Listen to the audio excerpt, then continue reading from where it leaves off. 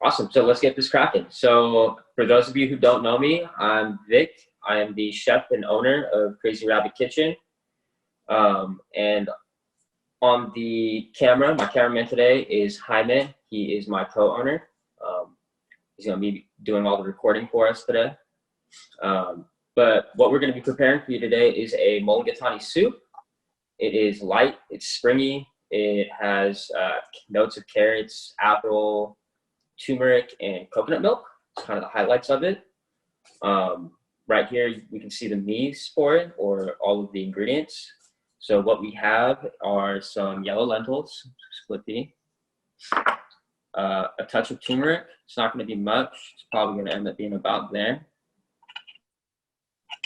We have some ginger, which is about 2 teaspoons, some garlic, which is about 1.5 tablespoons, and then these are some crushed Thai chilies. Those are going to be probably like, I'll probably end up using about half of that. They're really, really spicy. They're Thai chilies. They're very in your face. So we only want a little bit of heat in the soup. So we're just going to add a touch of Thai chili. Okay. If you want to leave that out because, you know, you don't prefer the heat, you could always just omit that. Totally okay. The ginger provides a really good flavor and a good small amount of heat as well. So to start the soup off, we're going to go with a mirepoix. So pretty standard, classic French mirepoix. We got onions. We use red, of course, because it has a higher antioxidant content. Celery, and some organic heirloom carrots, which I've already took the liberty of slicing up while we're getting ready. This soup is going to be pureed. So basically, in short, your knife cuts don't need to be very perfect. I'm going to be doing probably about a medium dice on these onions. Like I said, the soup's being pureed, so you don't need to go really, really fine. It doesn't need to be a small dice. It doesn't need to be a gourmand. It doesn't need to be minced. Just nice, big chunks of onion.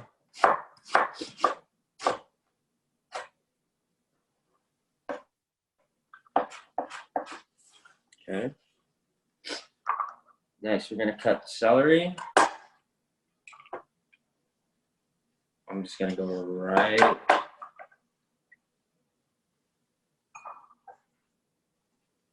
in half. So I'm stacking it. If you can cut more than one thing at once, cut more than one thing at once. I just stacked 4 of them, so I'm literally 4 times as fast than cutting one at a time.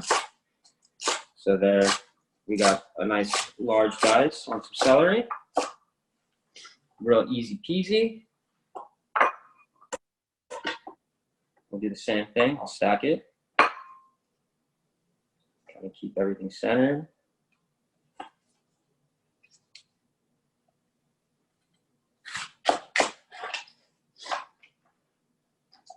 Let's go one more time.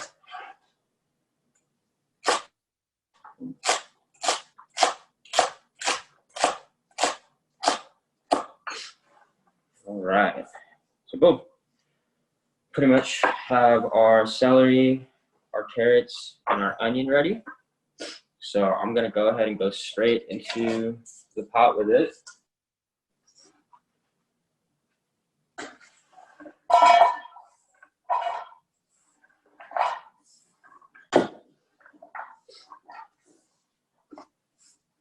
Along with our carrots, which I've already diced. Now, if you notice over here on the right, I have reserved a few carrots along with cashews and cilantro. These are going to be our garnishes for the top of the soup, so we'll get back to that later. But just know that you're going to need a few carrots, so don't cook them all. You're going to need them later, okay? So I'm going to go ahead and get this Instapot plugged in real quick, or not technically an Instapot, technically a gourmet.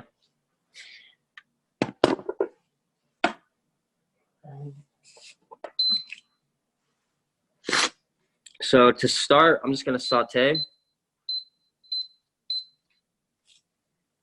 We're going to go probably about, I don't know, say 10 minutes.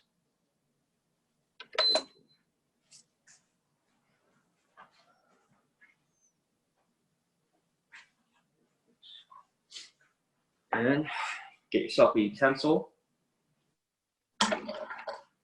Once that starts sizzling, we'll add a few more ingredients. But in the meantime, what we're gonna do is we're gonna dice up these apples. And these are some Granny Smith. You could also use green apples. But they hold up well to the cooking. They don't turn super brown, so that's why I like to use these. They also provide like a bit of sweetness and tartness at the same time.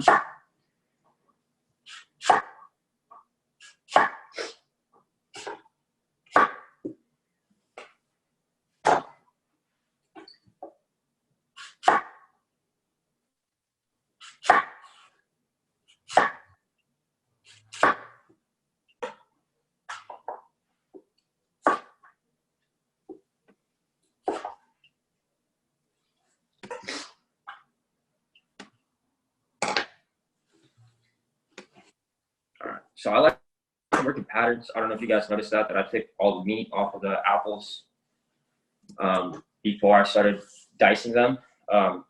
It just minimizes your movements. And by minimizing your movements, you just kind of make yourself more efficient. So I'm just going to do the same thing as I did to these carrots. They're going to be just a pretty much medium dice.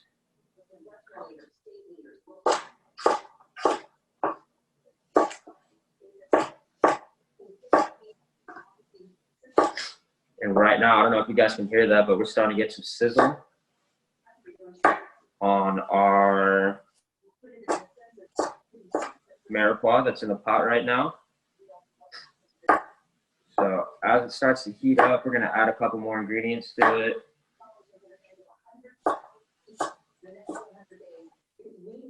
We'll go ahead and go with these other aromatics here. So that tablespoon and a half of garlic will go in there. Got our 2 teaspoons of ginger.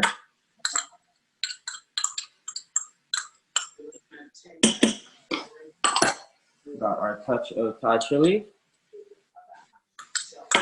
Again, about that much. Move that around.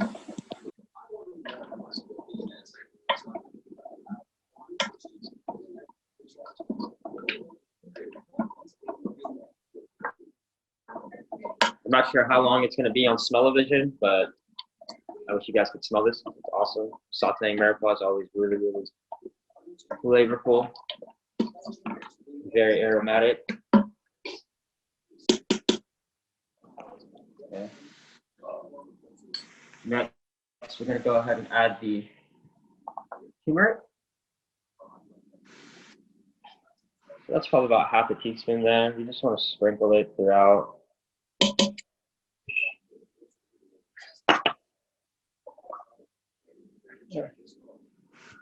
Let's finish dicing apples while that continues working.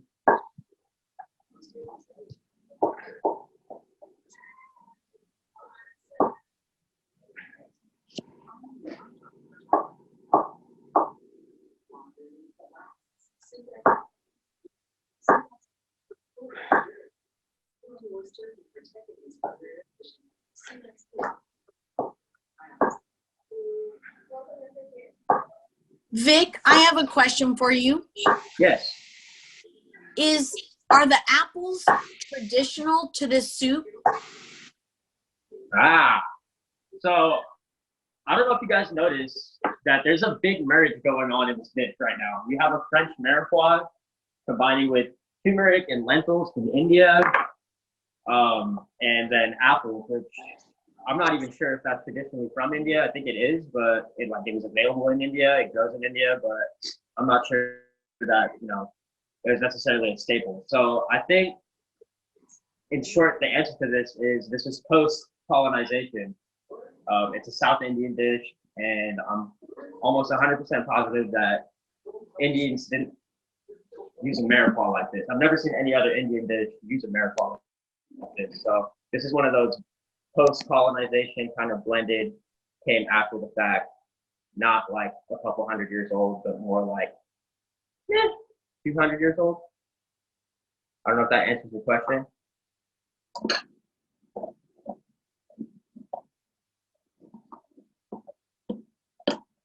But that was a really good question because when I first saw this recipe, that's exactly what I was thinking. Is like, these ingredients aren't all traditionally Indian, and Indians I've never ever seen use a French mirepoix. So yeah, definitely kind of like a post-colonization, and kind of European, kind of South Indian. Okay, so next I'm gonna go ahead and add these lentils. It's probably about half a cup, maybe a little less. We're gonna finish dicing these apples. We're gonna get those in there as well.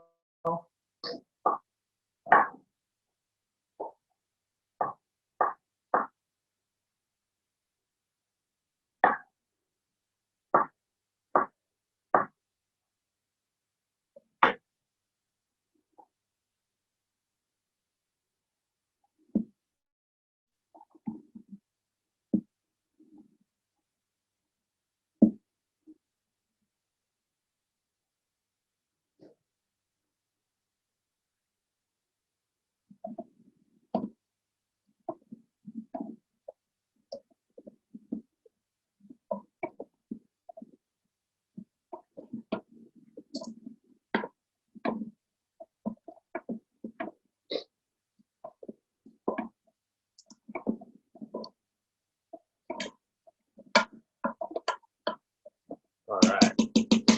So we'll let that continue to soften up.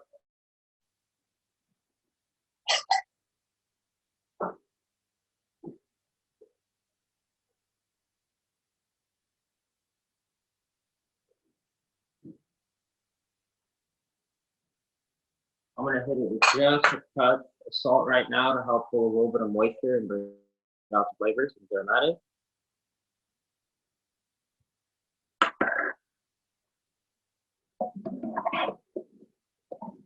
All right.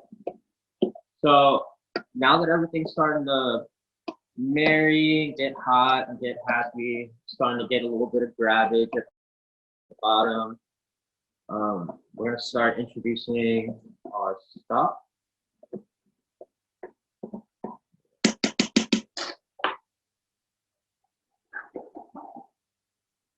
So here we've got just a pretty standard store-bought organic vegetable broth. Vic, can I ask a couple questions from the chat? Please. Okay, so how much, as far as carrots and celery, Addie was wondering? It depends. I'm making a real small batch of soup. I only did about a cup each, maybe about a cup and a half each of celery, carrot, and onion. So that was one big red onion, about 4 ribs of celery, and like I said, about a cup and a half of chopped carrots. Okay, and that was only about half a cup of the legume. Yes. The lentils is just about half a cup. Okay. It adds some unctuous. It thickens the soup, but it's not a lentil like split pea soup. So we're not going for a lot of lentils. It's there, but it's not in full effect. Okay. And then what type of salt did you use? Salt, kosher. Okay. Always and kosher. Can you use water instead of broth? Okay. You can. But of course you're gonna get less flavor that way. The first time I executed this soup, I did a broth made from scratch. That's super simple. But if you don't have broth on hand, you can totally do water. If you have vegetable broth, like better than bouillon, to add to it, do that. So to carry that flavor through a little bit further. But if quarantine time says all you have is water, then yeah, go with water. The mirepoix is celery, carrots, and onions, and that's what you make a veggie stock out of, and it'll develop those flavors eventually. But the final results may not be as flavorful. Would you then, if you knew you weren't using veggie broth, would you go ahead and brown off the onions and carrot and celery, like put it into a hot Instant Pot rather than heat it up? Yeah. The more you can, and that's a good point. The more, if you're going with just water, the more you can break down your carrots, your celery, and your onion before you add your water, the more flavor you're gonna therefore develop. So yeah, definitely cook down the onions and carrots if you're gonna be using just water. Start that mirepoix hard, cook those flavors down, get all those flavors and juices out of your carrots and onions through that cooking process, and then add your water, and it'll be kind of like a version of a quick stop. So yeah, definitely.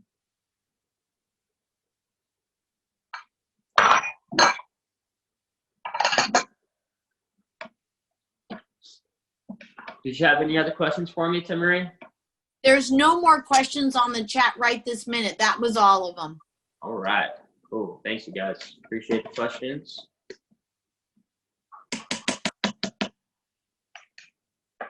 All right, so now that this is kind of cooking, we're just gonna add the rest of the stock, just to kind of get things, you know, covered.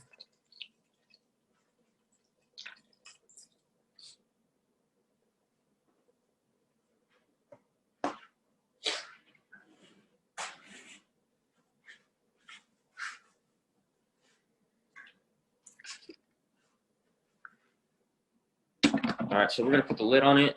Put the lid on it.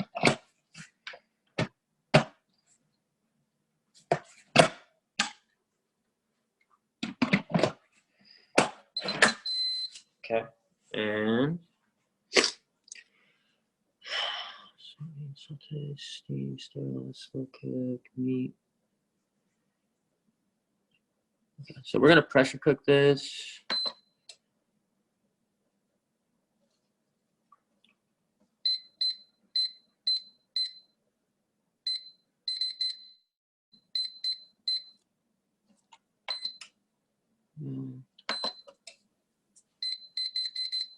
For about 10 minutes.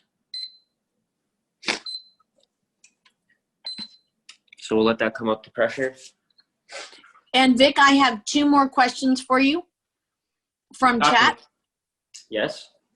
So the first one was how much broth, and I chatted in 1 quart because you added a quart. Do you add any other water, or will this be it, just the 1 quart? I did not add any other water. If you were cooking this on the stove, you might want to add a little bit more water, but because we're in an enclosed situation, any evaporation is going to get recondensed back into this pot, so you don't need necessarily as much liquid. But yeah, you're right. You're dead on. It was 1 quart of liquid, 1 quart of stock. If you were going to cook this on the stove, definitely add a little bit of water because, you know, on a stove in a pot, it's not a closed situation, so you'll have evaporation come off of that pot, and you'll lose water content as everything cooks. So okay. Hopefully good. That answers the question. Perfect. And the second question was, what type and how much of a mild spice would you use for someone who do not like it real spicy? Those Thai chilies scare some people because they're just so hot. So if you do not want it to be spicy at all, the ginger is plenty of spice. I would even dial back the amount of ginger to maybe 1.5 teaspoons. And that'll provide enough heat and enough flavor without adding Thai chilies. Now, the reason I use Thai chilies is because we're also going to add coconut milk at the end of this, towards the tail end. And it's naturally pretty sweet, so I feel like that heat kind of complements that sweetness from the coconut milk. But if that's scary or if that is unappealing to you, then yeah, you can totally omit Thai chilies, or we could even use a different chili that's milder in flavor. You know, Thai chilies have a tendency to be very upfront. Boom, smack you in the face.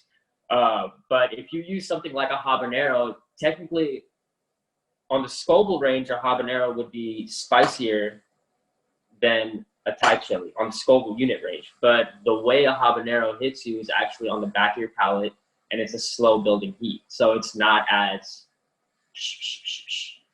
sweat and bullets. It's more of a flavorful, slow building kind of heat. So you can use a different chili if you like. Jalapenos, very basic, very safe.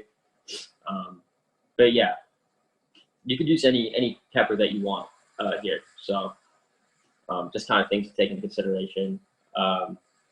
One thing about peppers, I don't know if most folks know, but if you cut into a pepper and you smell the potency from the seeds, just know that pepper is going to be way hotter if you use a little bit less. And if you cut into it and, you know, the insides are white, it's not quite ripe, you're not getting a lot of aromatics off of it, it doesn't smell scary, it's probably not that spicy, you can add a little bit more.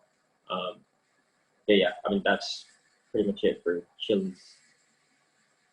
And it wasn't like you added such a little bit of it. It's not the predominant flavor in the soup. I can't imagine. No, the chili. I mean, this is not a chili about chili. This is. No, it's more like a back note, like I said, to complement the sweetness of the coconut milk. Yeah. So Lori was just asking, could it be made with no peppers? And what would replace the chilies? Yeah, it's just a piece of it as far as the experience to put a little bit of heat in there, but you don't need to have any of it. Right. And like I said, if you don't want to have any of it, the ginger would definitely carry you through with enough heat or enough flavor to complement that coconut milk as well. That's great. There's approximately how many servings will this batch make? And you kind of have to define what a serving is. When you pop that Instapot open, we can see how many cups it makes, and we can figure it out that way, Travis. Correct.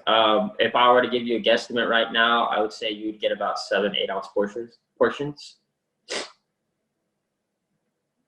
Just my guess, I would say about 6 or 7 portions at about 8 ounces a piece. Probably about 6 to 8 ounces a piece. Okay, perfect. No other questions right now. Cool. Awesome. So once this finishes cooking, we're going to whip out our immersion blender, and we're just going to go straight into the Instapot, and we're going to blend it. We'll zoom in on that so you guys can see. We'll also be adding some coconut milk. I didn't add that earlier because I don't like to put coconut milk under pressure. It has a tendency to break, get weird, so we didn't do that. For the time being, though, while this finishes cooking, what we're going to do is we're going to take our garnishes and get those ready. So what I'm going to do is julienne these here baby carrots real quick. So a lot of people would just grab their shredder. That's cool. You can also do this on a mandolin. But since these are already baby carrots, I don't want to use the mandolin because, yeah, I don't want to take my hands off. I like my fingers. They're great. They're useful. So what I'm going to do is I'm going to just julienne these by hand real quick. I'm going to do that by taking my knife and putting it on a hard bias. So I'm getting almost the full length of the carrot. And I'm going to slice them as pretty much as thin as I can. You can even drop it. Let me do it again. Okay, so now we've sliced it one way. Now we're going to take this same pile, kind of hold everything down, and we'll slice it the other way. And that's pretty much a julienne by hand right there. So let's see that. Just, you know, rough sticks. They don't have to be perfect. But I'm going to quickly finish this up.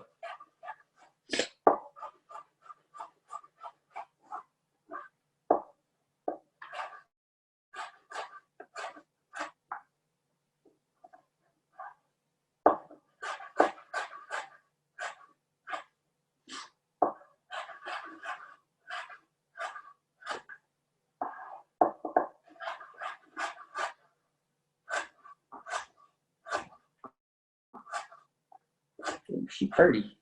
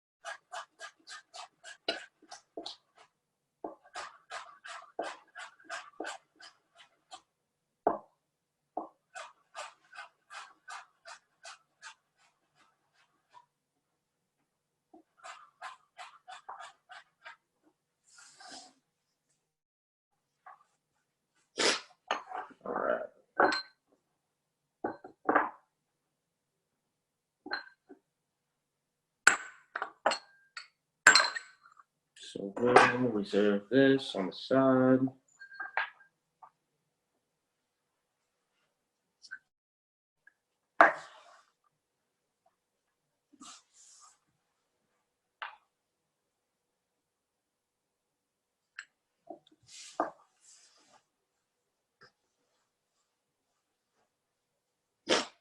All right, next thing we're gonna do is rough chop our cilantro.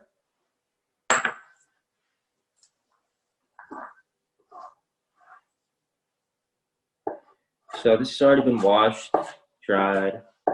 You always want to wash your cilantro.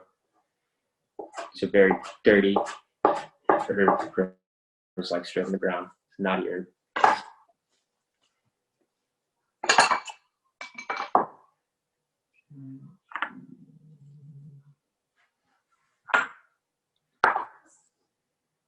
Put that in the same bowl. Okay.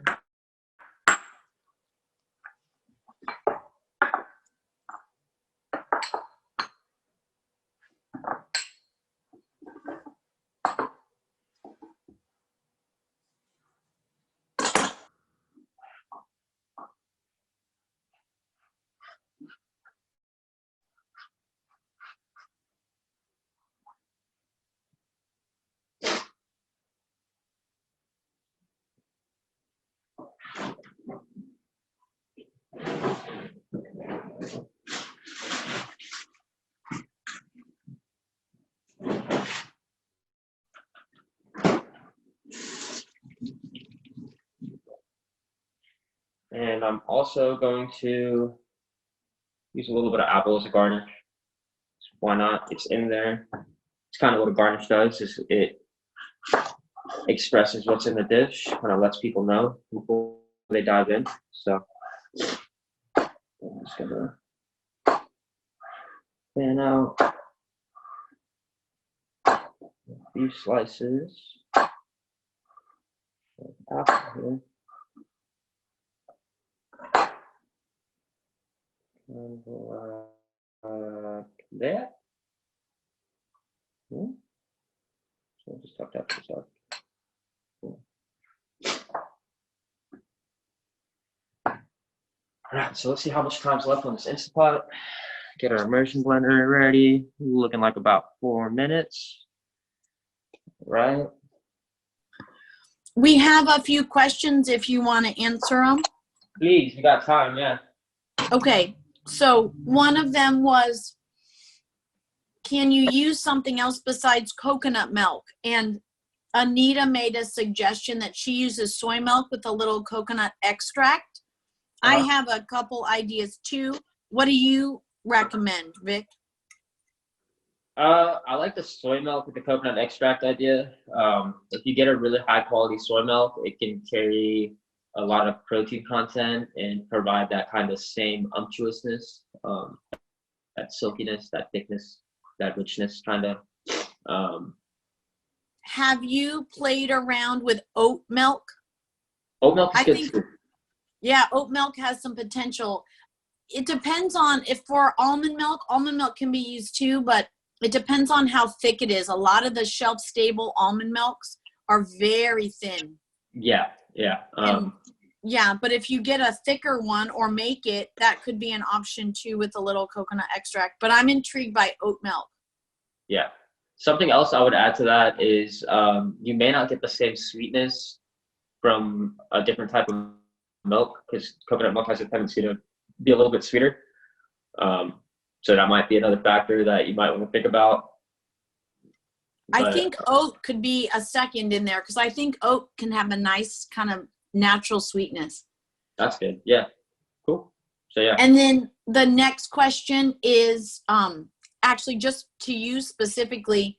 Have you ever thought about doing meals where you prep everything and then they just cook? Ooh. You know, those like. Yeah. But I do kind of like farm fresh to you kind of idea. I would be on board with that, other than the fact that it requires a different commercial license, and it also requires, cryo packing individual ingredients, which you Yeah. pretty much need an army of folks to do. It's just, Yeah. you know, It's a good not idea. it is. So It I is. know some people were doing that in different, where you go to a location and you would do all your preps and then come home, but those businesses all went out of business. So, Yeah. which is Yeah. not great. Yeah. And, I figure if I'm going to go that far, then I might as well just add some heat to the equation and finish for you guys. I don't know. Okay. Yeah, absolutely. And then the garnishes look like they're about a quarter of a cup, and that's just trying to get an estimate. It's hard to tell. We don't know the size of the bowls. The bowls are, if you want to compare it to my fist, they're the small, about quarter cup bowls. We won't need all of this for one. I'm only gonna plate one soup up. But this would probably be just about enough garnish for the whole pot. Yeah. And talk about what you do. I know that Kathy is singing your praises on the chat right now, saying you're a great chef. And Trina says your meals are really great. So just for a minute, talk about what you do, since some of us know, but some of us may not. Yeah. So let's get this time. So who we are is we're Crazy Rabbit Kitchen. Like I said earlier, I'm the chef, owner, and operator. But we do vegan meal preps. So we deliver every Tuesday. We operate on a living menu. So that means that we change the menu every 2 weeks. So we'll have a brand new menu rolling out today, actually. We work with local farms. So I partner with a small farm in West Sac. It's called We Go Urban Farms. They're pesticide-free organic. So, we're getting high quality produce. We're working with ingredients that are in season. I developed a menu like this. I call my buddy Nelson and I'm like, hey, bro, so what's on the farm this week? And then we go from there. So yeah, that's what we do. We take orders all week. You can find us on Instagram. You can find us on Facebook. We also have a website with our menu. It's called crazyrabbiteats.com. And hopefully by next week, we'll actually have a live interface where you can go on our website, place your order, process your payment, and we'll show up on Tuesday. So, yeah. Any other questions regarding that? Not so far in the chat, just everybody saying how amazing and creative you are, how all your food is so delicious. Yeah, we've done a lot of interesting things. Last week on the menu, which is not available anymore, and I'm sorry, but it was the past 2 week menu. We did whole wheat raviolis. We stuffed them with a house-made almond ricotta and kale. So we steamed down some kale with garlic, and we made the almond ricotta, and we folded those together. And then we made a whole wheat pasta dough from hand, and then we pulled out the extruder, and we made handmade raviolis. We sold a bunch of them. Yeah, they were really good. It came in a very savory and unctuous red sauce, very herbaceous, very garlicky, and complemented those wraps perfect. So yeah, we do a lot of fun, exciting, and interesting things that people think that you can't pull off vegan. Matter of factly, I had quite a few folks look at my Instagram and ask me if everything was actually vegan, and I'm like, yes, we're a vegan-only meal prep company. I don't touch meat. They're like, that's not vegan, bro. Look, it has cream. Like, well, what can I say? So yeah, that's what we do. That's what we love to do. We like to play with people's minds, if you will, do the impossible and make things that wouldn't traditionally be vegan, whole food, plant-based vegan, and then put that on our menu. And tell them about what happened with the tortillas, just as a demonstration of your commitment to good quality food. Yeah, so last week we had enchiladas, and this week actually they're still available. So we have enchiladas on the menu. They come with a house-made red sauce with California chilies and a whole bunch of other dry chilies. But the problem I ran into when I put that on the menu was I could not find organic corn tortillas at a good price. They're about $5 or $6 for 8 of them. and I needed about 120 of them. So we would have blown pretty much our whole budget on tortillas if I did that. So instead of just using non-organic traditional tortillas, I went out and got organic masa, and I made some dough, and I cranked out 120 handmade organic corn tortillas just to use on those enchiladas. So I don't play around. I'm all about quality. If I don't approve, then I'm not using it. It's just straight up. That's why I started my business, was because I was tired of people making bad calls and having to listen to those bad calls. So I wanted to make some good calls. So I put a lot of integrity and put a lot of love and care into the food, and I try to make sure that everything's kosher and A1 and is what we say it is. So I have 2 questions now about delivery. So, question is, do you deliver to Wilton, and how is it delivered? That was in one question. And another question is, do you deliver to Natomas? Okay. So we're looking to expand to Roseville and Natomas area. So if there's multiple people out there, then yeah, we'll make that drive. And then Wilton's fine. Wilton's like pretty much in our operating area. Most of our clients happen to be in Elk Grove, so Wilton's just, you know, right up the way. I'm actually off of Bradshaw, so that's, yeah, Wilton's totally doable. And then how is it delivered? That's changed quite a bit in the past few weeks, so I'll touch on that. With everything that's going on with the quarantine, what we decided to do is all deliveries and all cooks take place with masks and gloves. We deliver it prepackaged, so it's already measured out into portions, put in hard plastic containers. Those hard plastic containers are ice packed, and then we drive around and do deliveries like that. But upon delivery, we'll be wearing gloves and masks, and we'll actually be wiping down all of our containers with alcohol on the outsides, just to keep you guys safe. We would hate to be responsible for getting anybody sick, so we're taking all the precautions and doing absolutely everything that we can to make sure that everybody is safe in these crazy times. There's another question. Can Addie pick it up, or does it have to be delivered? We are currently working on pickups. So I'm not sure if you guys have heard, but we're in an industrial kitchen now, but that industrial kitchen would prefer us not to do pickups because they are an operating restaurant. So we didn't want to cross and muddle businesses. So currently, no, but as soon as that's an option, we will let you guys know when pickups are available. And then Camille had a nice little shout out to you. She said, after you talked about the corn tortillas, she said, wow, so impressive. Homemade corn tortilla, those are gold. Yeah, totally. I wish I had more because I had some beans in the fridge and I really would have enjoyed them. I did. I sold them all. So I'll make more this week, and I'll make myself some extras because they're super gold. It's actually funny. I was making the handmade corn tortillas and I broke my press, which I bought cast iron thinking like, oh, this is going to last me forever. I can give this to my son when I have a kid. Third time whipping it out. Broke a cast iron handle on my press. So halfway through making the tortillas, I actually have to go get another press. So I don't know. Vegan muscle. Well, Trina said the tortillas were excellent. She must have bought the enchiladas last week.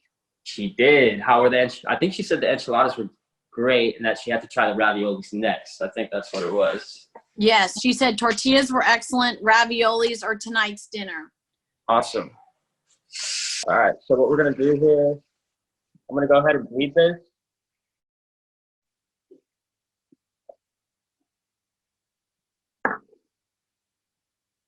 I'm going to open up this can of coconut milk.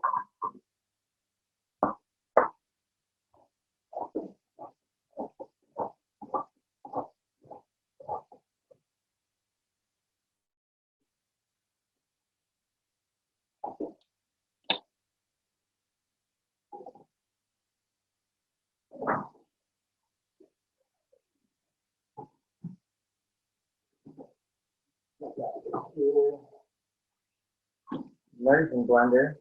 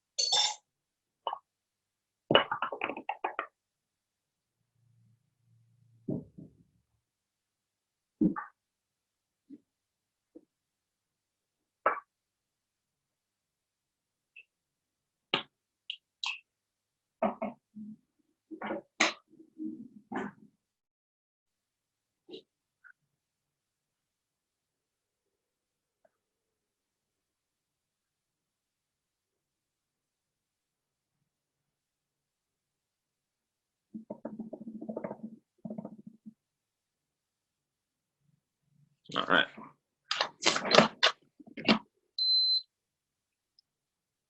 There we go. So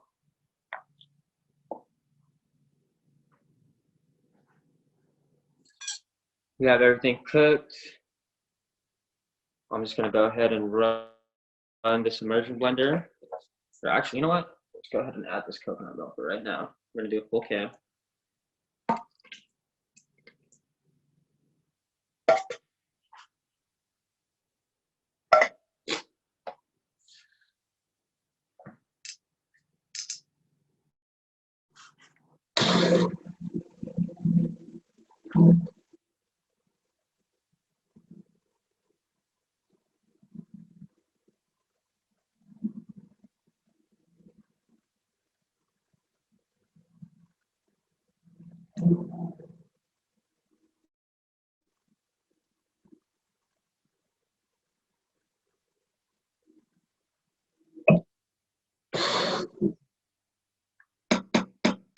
So I blended it almost all the way smooth. There's a couple chunks in there. You might not be able to see them, but pretty much smooth. If you hit it, it's always nice to hit a couple chunks of apple or everything, just for like texture's sake, so you don't have to go all the way. I might have actually gone a little too far there. All right, so let's get some bowls out. And a ladle.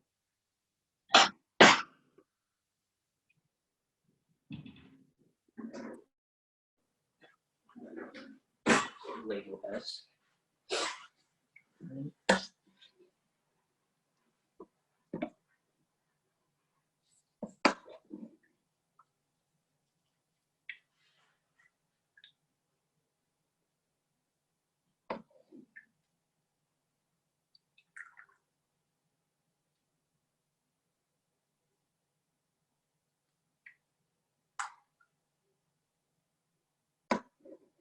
All right.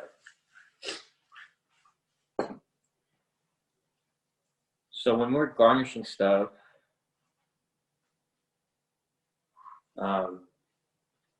you want to do your lightest thing on the bottom and then move from darker to green, just so that you can visually see everything. So I'm going to go ahead and start with the cashews. All right, so they're pretty whole. I'm going to take them and kind of just do a rough crush, kind of lay them out on top. And then we're going to move to our carrots.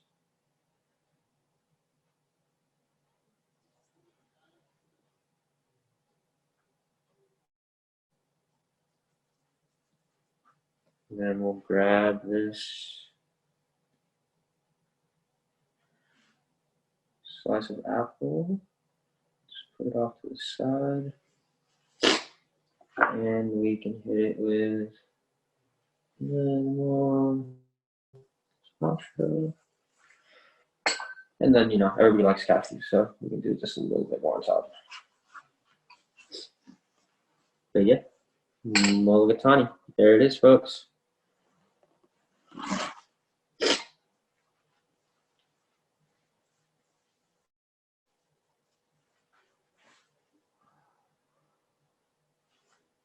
Ta-da.